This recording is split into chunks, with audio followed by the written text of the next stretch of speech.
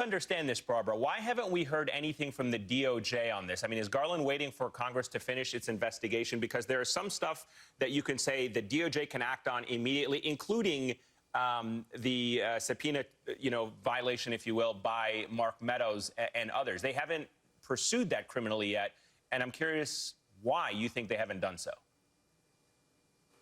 One of the frustrating things about the Justice Department is its silence. We never know exactly what is going on in that building, and so it leaves us to speculate, and I think sometimes it causes us to feel frustration or even lack of confidence that they're doing anything at all. But I think one reason they may have refrained from charging Mark Meadows with contempt is because they're thinking of him not as a witness, but as a defendant. It could very well be that they're looking at him as a bigger fish. If they charge him with contempt, it may preclude them from charging him with other things. And so, at the moment, there's a possibility of other charges, bigger charges on the table.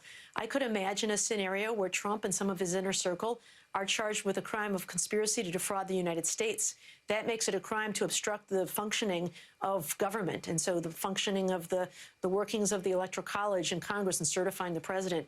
Mark Meadows was in the inner circle in all of those meetings. He was in the meetings with Pence, where President Trump was trying to pressure Pence to overturn the election by abusing his power as vice president.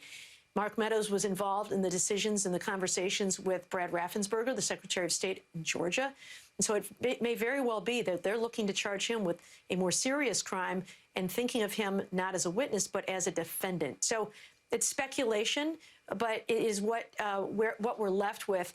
I know some have expressed frustration with Merrick Garland for moving so slowly and saying so little, but I still take a lot of stock in the statements he made about efforts to pursue bad actors at any level, regardless of whether they were there on January 6th or not.